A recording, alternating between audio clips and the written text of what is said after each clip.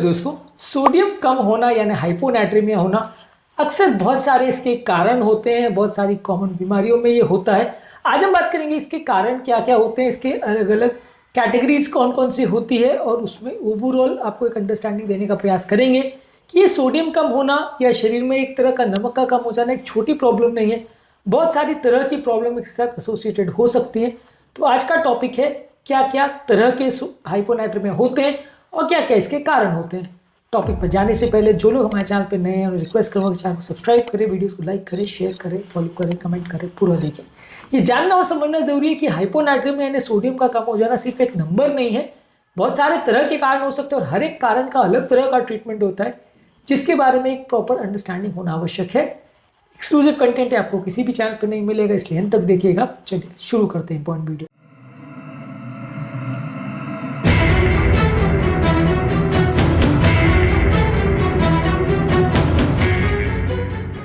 सबसे पहले हाइपोवोलेमिक हाइपोनाट्रीमिया यानी शरीर में पानी की और नमक की दोनों की एक साथ अगर कमी हो जाए, यानी कि जिसमें शरीर में नमक बहुत ज्यादा कम हो गया है लेकिन पानी भी कम है, इसको बोलते हैं हाइपोवोलेमिक हाइपोनाट्रीमिया। यानी ओवरऑल नमक और पानी दोनों की कमी है, नमक की कमी शरीर में पानी से ज्यादा है।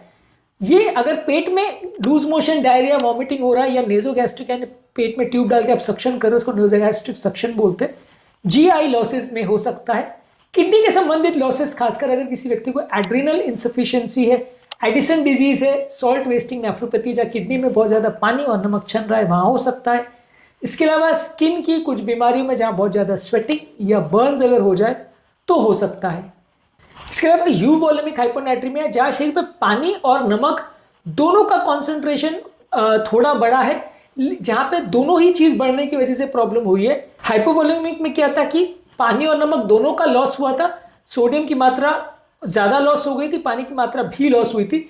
यूवोलिक में सोडियम और पानी दोनों बढ़ रहा है, हालांकि इसमें दोनों का कॉन्सेंट्रेशन लेवल लगभग बराबर रह रहा है, सोडियम की लेवल्स फिर भी ड्रॉप हुए।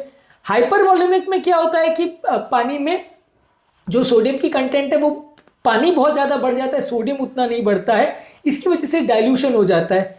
हाइपोवोलेमिक में क्या है, पानी बहुत कम हो रहा है, हाइपरवोलिक में पानी बढ़ रहा है, यूवोलिक में दोनों एक तरह से मेंटेन रह रहा है और डाइल्यूशन की वजह से सोडियम कम हो जा रहा है।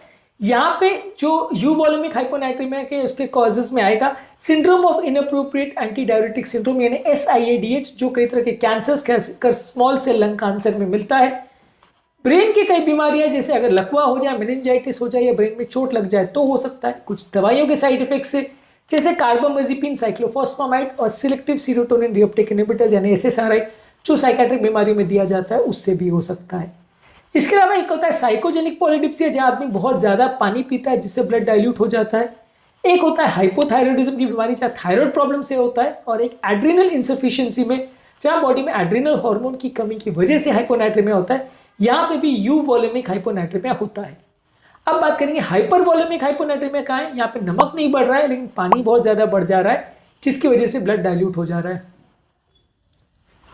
ये होगा हार्ट फेलियर में जहां बॉडी के प्रॉब्लम्स की वजह से पानी शरीर में बहुत ज्यादा बढ़ जाता है, रेनिन एंजियोटेंसिन सिस्टम एक्टिवेट हो जाता है।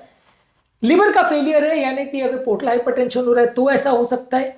किडनी में अगर बहुत ज्यादा प्रोटीन चल रहा है तो इसकी वजह से हाइपोएल्बुमिनेमिया होता है, उसकी वजह से पानी भर सकता है। और क्रॉनिक किडनी की कोई भी बीमारी में अगर पानी एक्सक्रीशन अगर कम हो जाए और पानी शरीर में भर जाए तो भी डाइल्यूशनल हाइपोनाट्रीमिया हो सकता है। तो यहाँ पे जो हाइपरवोलेमिक में इसमें पानी बढ़ जाने से सोडियम डाइल्यूट हो गया, हाइपोवोलेमिक में सोडियम ज्यादा निकल गया, पानी भी निकला लेकिन सोडियम बहुत ज्यादा निकल गया।